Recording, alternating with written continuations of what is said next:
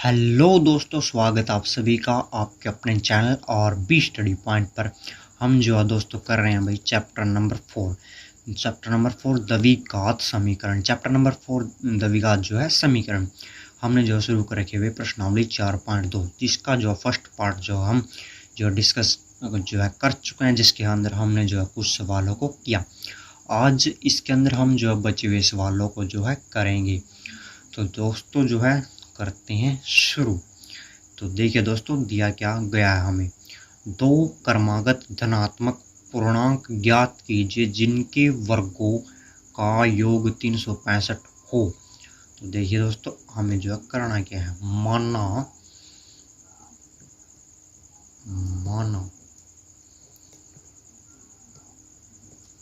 पहला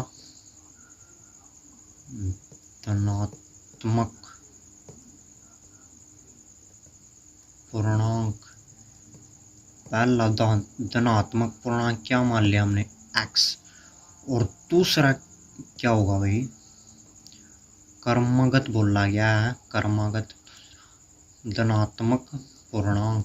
तो x जमा में 1, ये x जमा में 1 क्यों लिया, यहाँ पर y क्यों नहीं लिया हमने, क्योंकि भाई क्रमागत बोला गया, जैसे 1 के बाद 2 आता है ना, तो 1 के बाद 2 आता है तो ठीक है, x के बाद जो है हम जो y नहीं ले सकते, x जमा में 1, उसके अंदर एक जो हम ऐड कर देंगे दोस्तों।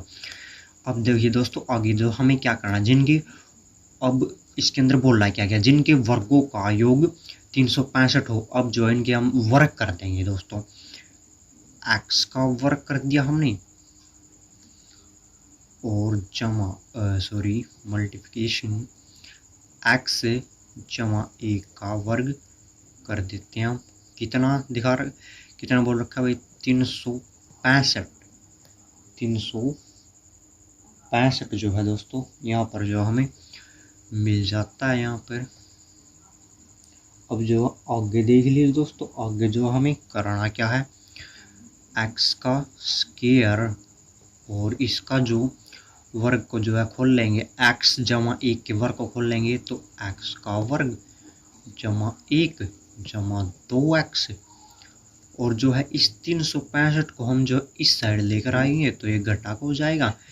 तो ये x का वर्ग 2 और ये भी x का वर्ग 2 है, तो 1 और 1, तो x का वर्ग 2 हो गया। और 365 में से अगर 1 को घटा देते हैं हम तो 300 कितना रह जाता है हमारे पास, 364 आ गया। ये हमें जो है समीकरण जो है एक मिल गई। अब देख लीजिए दोस्तों, इसके अंदर कॉमन क्या ले सकते हैं हम, 2 जो है 2 इसके अंदर से हमें कॉमन मिल गया, 182।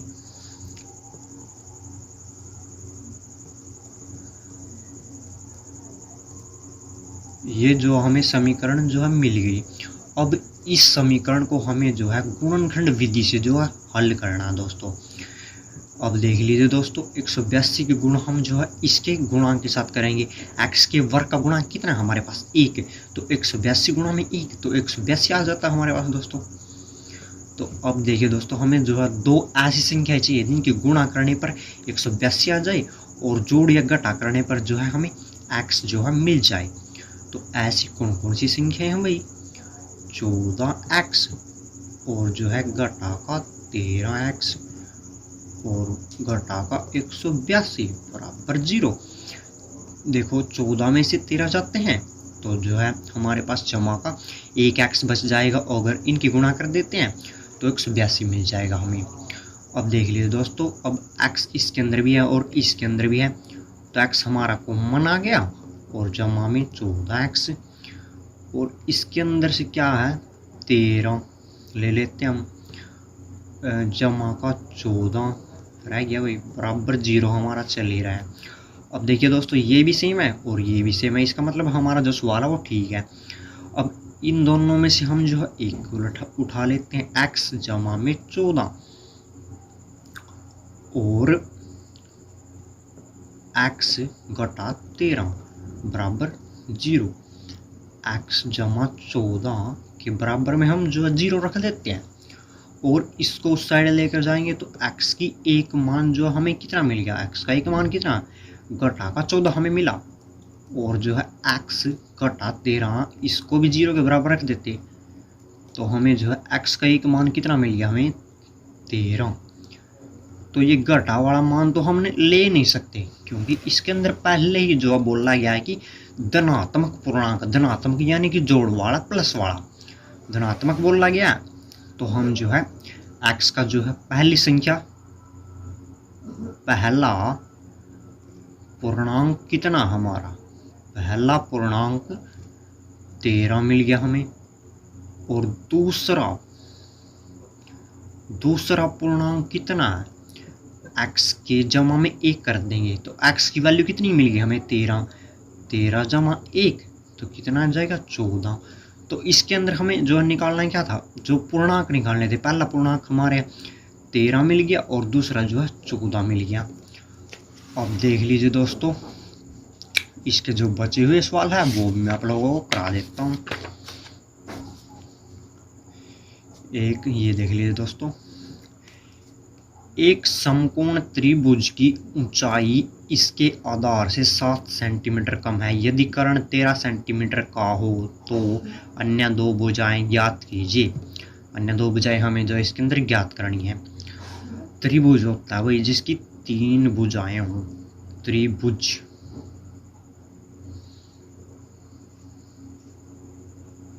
इस तरीके से ए बी और सी, ये इसके अंदर होता है कर्ण, ये हो गया हमारा आधार, ये हो गया हमारा लंब, इसको ऊंचाई भी जो है बोल देते हैं भाई, ठीक है।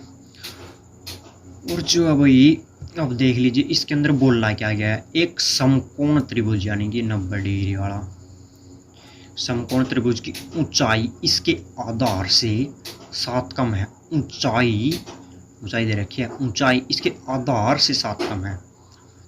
तो माना क्या मानेंगे, माना आधार 100 x सेंटीमीटर है। मान लिया इसका आधार कितना है, x सेंटीमीटर है, तो इसकी ऊंचाई कितनी होगी,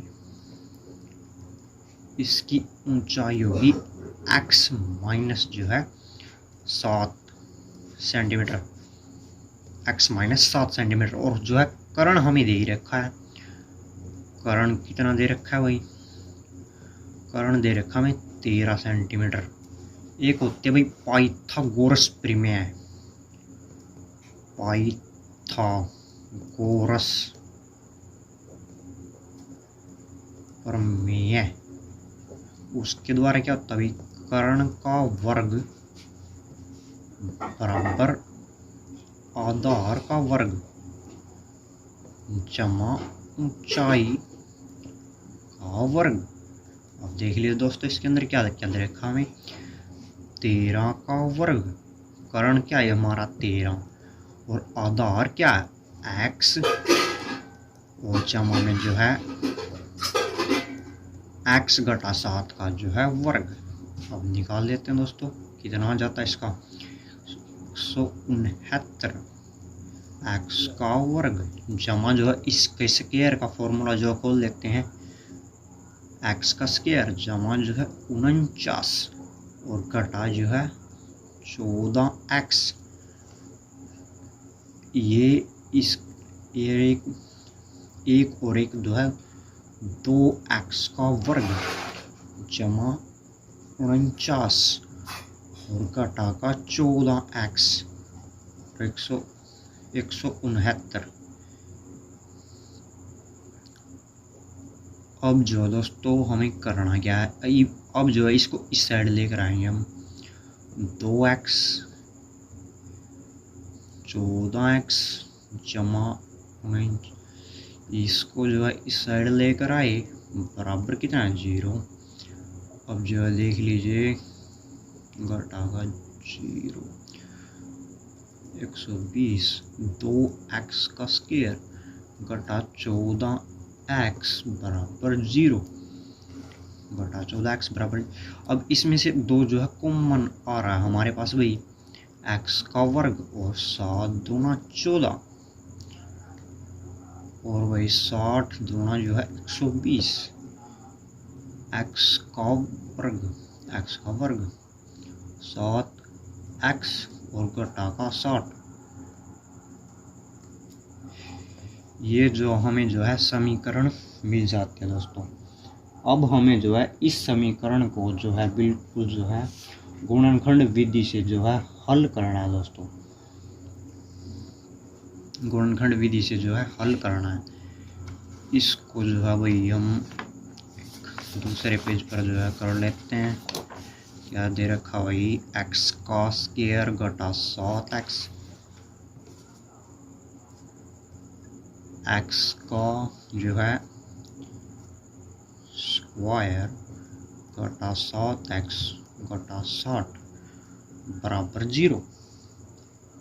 अब देख लीजिए दोस्तों, जो है दो हमें ऐसे टुकड़े बनाने पड़ेंगे जिनकी जो है गुणा करने पर तो आ जाए हमारे पास 60।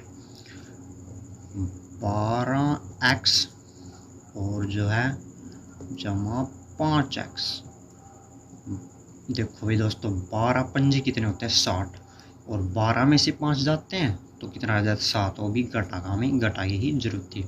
अब इसमें से देख लीजिए, हम जो है x को कॉमन ले सकते हैं। x घटा जो है 12 और जमा 5 x घटा 12। अब देख लीजिए दोस्तों, हमारी ये वाली चीज़ और ये वाली चीज़ कॉमन है, बिल्कुल सेम है। तो हमारा जो सवाल है वो जो है हम ठीक कर रहे हैं। x जमा 5, एक बार इस दोनों में से हमें एक को उठाना होता है और x जमा 5 उठा लिया हमने। x घटा 12, इसको हम जो 0 के बराबर रख देते हैं। x का मान कितना आ गया, ये उस साइड जाकर जमा का हो गया। x जमा 5 बराबर कितना है 0, और जो है इसको साइड लेकर जाएंगे हम तो घटा का 5 हो जाएगा। तो x बराबर 12। हमने x क्या मानना था, हमने x मानना था त्रिभुज का आधार। त्रिभुज का आधार तो कितना हो गया भाई, त्रिभुज का आधार आ गया अपने पास 12 सेंटीमीटर। और त्रिभुज की ऊंचाई कितनी मानी थी, ऊंचाई क्या थी, जो है जो सवाल के अकॉर्डिंग ऊंचाई क्या थी, वही x घटा 7, x घटा 7 सेंटीमीटर। तो x कितना है हमारे पास 12, और 7 इसमें से घटा देते हैं तो कितना रह गया 5 सेंटीमीटर। तो त्रिभुज की हमारे पास जो है भाई ऊंचाई भी आधार मिल गया हमें, ये इसलिए त्रिभुज का आधार तो, और त्रिभुज का आधार 12 सेंटीमीटर और त्रिभुज की ऊंचाई 5 सेंटीमीटर है। यही जो हमें इसके अंदर निकालना था, फाइंड आउट जो है करना था। अब इसका जो है भाई एक और देख लेते हैं, बचा हुआ जो ये सवाल है इसको भी जो हम जो है कवर कर लेते हैं। ये लास्ट है भाई इसका, ये और जो है हम कवर जो कर लेते हैं। एक कुटीर उद्योग एक दिन में कुछ बर्तनों का निर्माण करता है। एक विशेष दिन यह देखा गया कि प्रत्येक नग की निर्माण लागत उस दिन के निर्माण किए बर्तनों की संख्या के दुगने से 3 अधिक थी। यदि कुल निर्मित लागत 90 थी तो निर्मित बर्तनों की संख्या और प्रत्येक नग की लागत ज्ञात कीजिए। तो निर्मित बर्तनों की संख्या माना, हमें ज्ञात क्या करना है, निर्मित बर्तनों की संख्या। माना निर्मित बर्तनों की संख्या कितनी मान ली हमने भाई x, और जो नग की लागत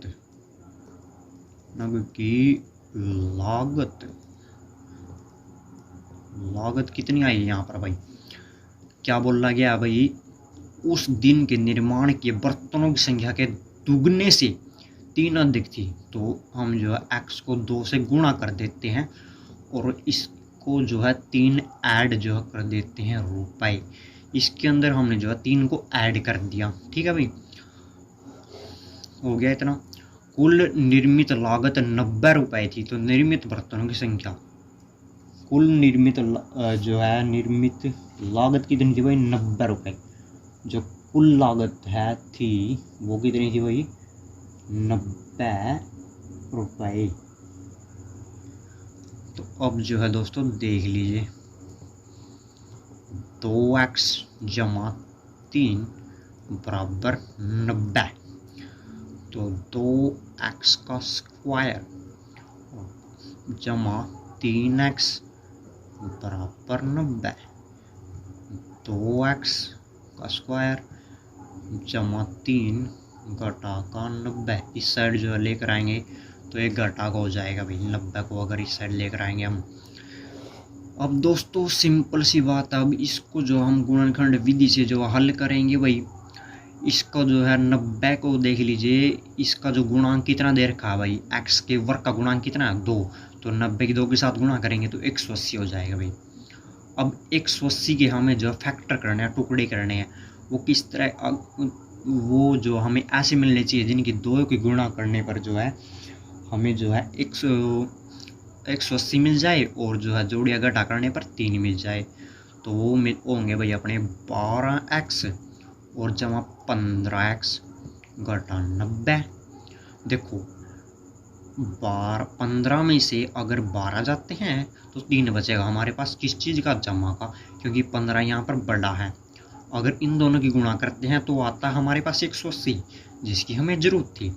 अब देख लीजिए दोस्तों, इसमें और इसमें क्या कॉमन है, x इसमें भी है, तो x जो है कॉमन ले लेते हैं, और 2 भी जो है आ गया हमारे पास। यहाँ से क्या बच गया, x और घटा 6 और जमा जो है 15x घटा 6 बराबर 0।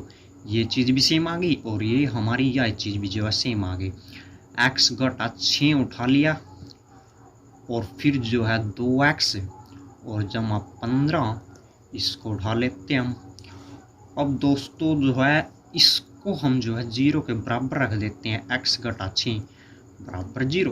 तो x बराबर कितना आ गया 6, और 2x जमा 15 बराबर 0। 2x अगर इसको साइड लेकर जाएंगे तो घटा का 15, और जो है x घटा का 15 बटे में 2। इसके अंदर बोला क्या गया था दोस्तों, जो है x हमने क्या मानना था, मानना निर्मित बर्तनों की संख्या कितनी है, x। तो x हमें मिल गया भाई, निर्मित घटा का जो है निर्मित बर्तनों की संख्या जो घटा में नहीं हो सकती, तो x हमें ये मानना पड़ेगा, निर्मित बर्तनों की संख्या, निर्मित, इसलिए निर्मित बर्तनों की संख्या कितनी हो गई 6। अब जो है लागत सिर्फ इसके अंदर लागत निकालने के लिए इसके अंदर x की हम जो हम मान जो है रख देते हैं 2x जमा 3 के अंदर, 2x जमा 3, 2x यहाँ पर जो है 6 x की जो मान कितना मिला हमें 6, तो 6 दूना 12 और प्लस 3 तो कितना हो गया हमारा 15 रुपए। लागत कितनी आ गई भाई हमें, हमारे पास 15 रुपए। निर्मित बर्तनों की संख्या कितनी है 6, ये हमें जो है निकालनी थी, 6 आ गई, और लागत कितनी आई रुपए में 15, ये भी हमारा जो है निकल गया बिल्कुल आसानी से।